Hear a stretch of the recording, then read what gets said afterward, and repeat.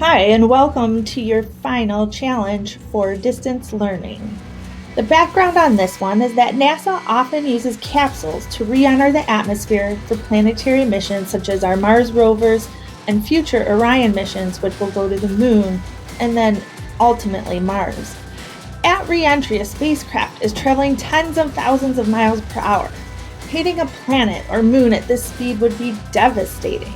NASA engineers have invented and built different features and mechanisms on spacecrafts to deal with the challenges of making safe planetary landings. Supersonic parachutes, heat shields, rockets all work together to slow the spacecraft down to a manageable landing speed. If any of these systems fail, billions of dollars will be wasted and the mission is deemed a failure.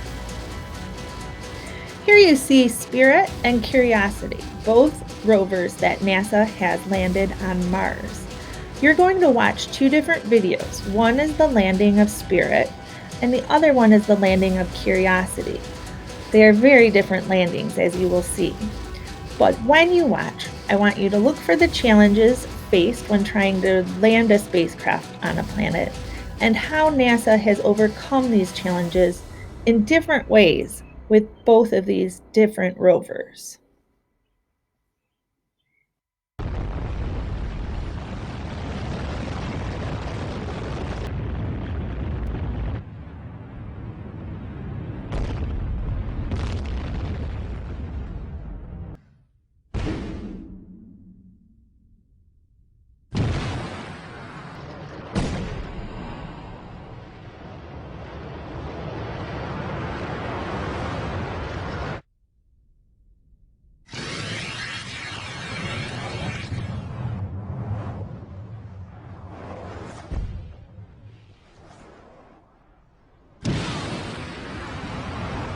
Three, two, one.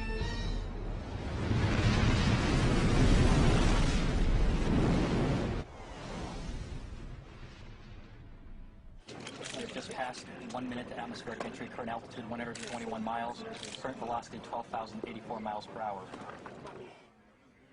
We are now at an altitude of 73 miles, moving at a speed of 12,192 miles per hour. Expected parachute deploy in 5 seconds. 4, 3, 2, 1, mark. We are awaiting confirmation the parachute has deployed. Parachute system detected.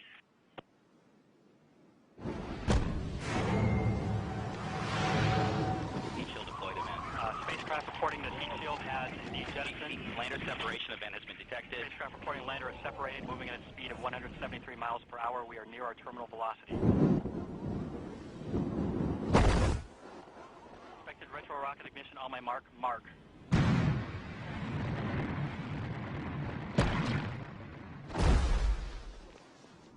At this point in time, we should be on the ground.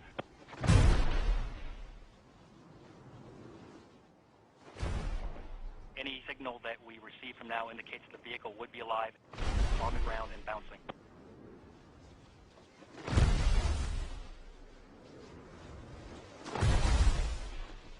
The spacecraft has to survive all the bounces or landing be a success.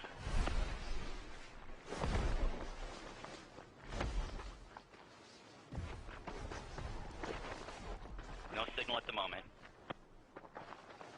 Stand by. Signal strength is currently intermittent. We don't see a signal at the moment. Right.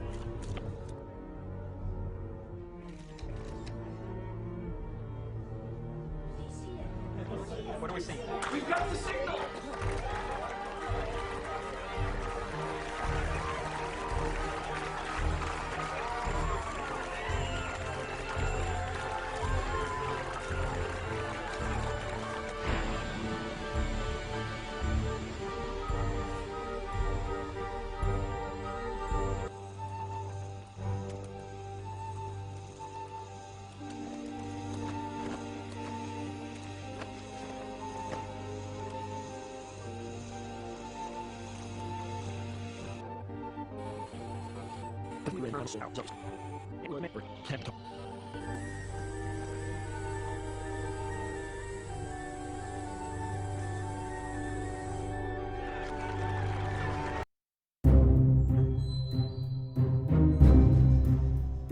When people look at it, it looks crazy. That's a very natural thing. Sometimes when we look at it, it looks crazy. It is the result of reasoned engineering thought, but it still looks crazy. From the top of the atmosphere down to the surface, it takes us 7 minutes. It takes 14 minutes or so for the signal from the spacecraft to make it to Earth. That's how far Mars is away from us. So when we first get word that we've touched the top of the atmosphere, the vehicle has been alive or dead on the surface for at least 7 minutes.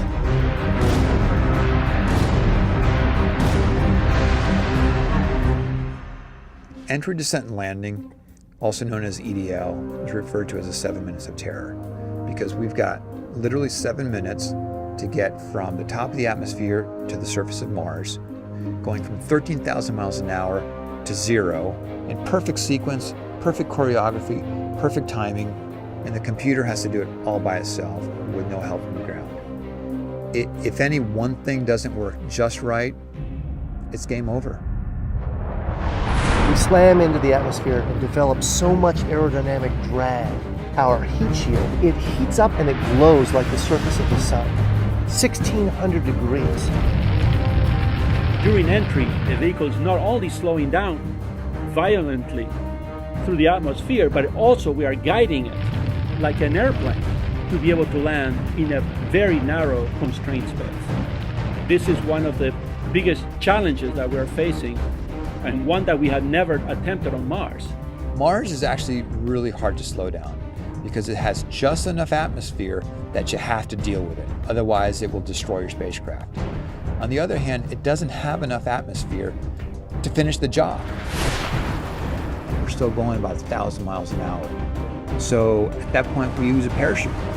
The parachute is the largest and strongest supersonic parachute that we've ever built to date. It has to be able to withstand 65,000 pounds of force, even though the parachute itself only weighs about 100 pounds. When it opens up that fast, it's a neck-snapping 9 Gs. At that point, we have to get that heat shield off. It's like a big lens cap blocking our view of the ground to the radar. The radar has to take just the right altitude and velocity measurements at just the right time, or the rest of the landing sequence won't work.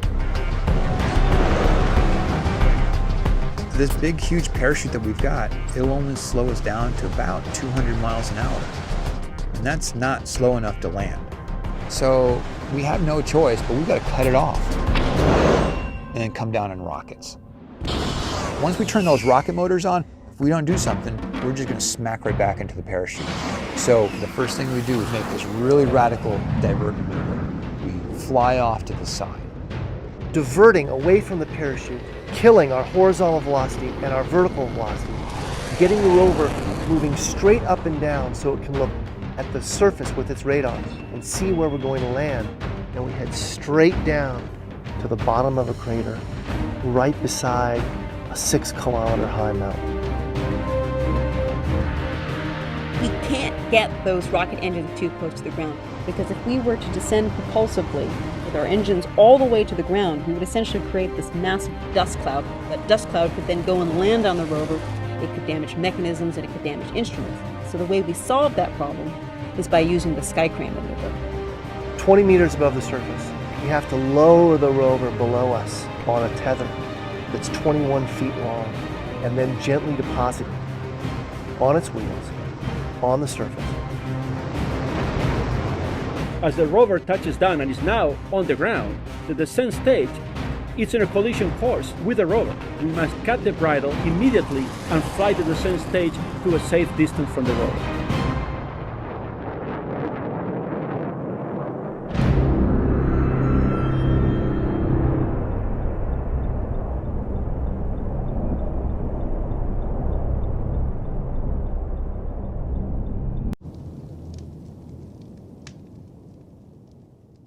hopefully you watched those and got some ideas, because now it's going to be your turn to build the landing device.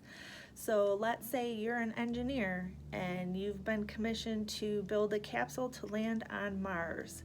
You're in charge and you need to use the materials you have available to you, but hopefully you have a few things that you need. Number one is your astronaut, and that is simply an egg. You can hard boil it if you want, because we're judging based on if it cracks or not, but if you don't have an egg, still design the device and test run it with something. So I suggest getting him a spacesuit, just because it's a lot easier to clean up the mess when it's contained in the spacesuit if your capsule doesn't work. Now, what you build has to get to Mars, so it's gonna have to fit some criteria. That means it needs to be a specific size. So we're gonna limit your devices to the size of about a Kleenex box. Doesn't mean you have to build it in a Kleenex box. It just can't be bigger than this Kleenex box, because this is what's gonna go on the rocket and get shot into space, and rocket fuel is expensive, and they don't want to give you any more money than they have to. So your device has to be lightweight and fit in this box. You may use whatever materials you have around your house. Be mindful though, and don't take things that don't belong to you.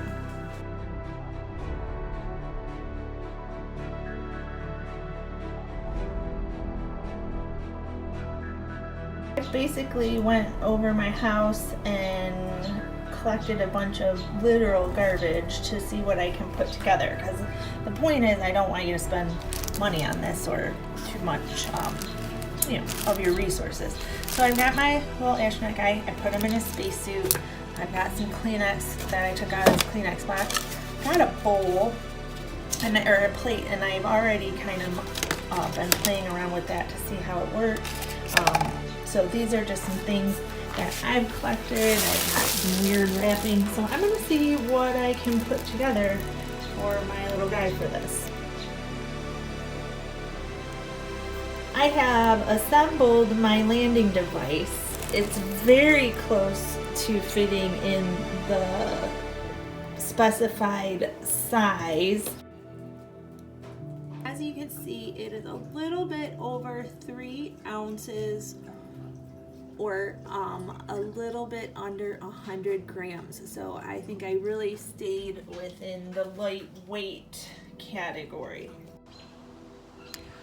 So we're all going to be dropping these from probably different heights, just depending on what you have available to you.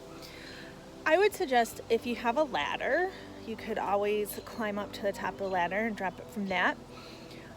If you have a balcony in your house or apartment, drop it off of that. I have a deck that is kind of elevated, so I'm going to measure it in a minute, but I'm going to actually stand on a chair. Hey, cat, don't eat the device. I'm going to stand on this chair and actually drop it down to my little patio below. So I just measured the drop height, and it is 13 feet. So I will be dropping my capsule from 13 feet high. Make sure you measure yours so we know how high you're dropping yours from. I'm going to do the control first. Let's see what happens without a capsule. Good? Good to go. All right, so here goes our control drop from 13 feet.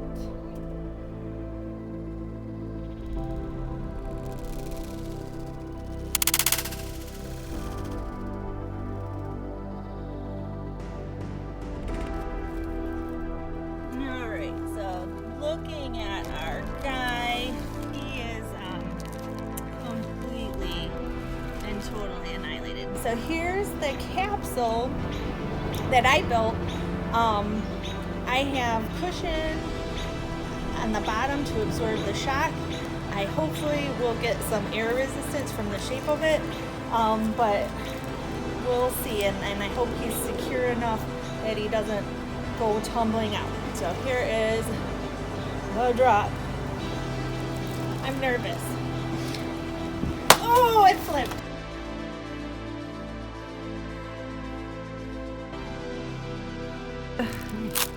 And sorry you did not survive the trip to Mars. The great thing about science is that you learn what not to do again. So I would definitely go back and build things differently and secure things a little bit in a different manner. I can't wait to see your designs, and definitely we will be looking for out-of-the-box thinking and who really can take this challenge to another level. So have some fun with it, involve your family.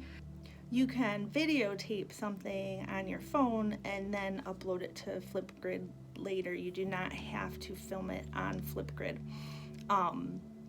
Also, if you can't video it, if you can't make a video, send some before and after pictures, something, just so we can see your thought process through the activity.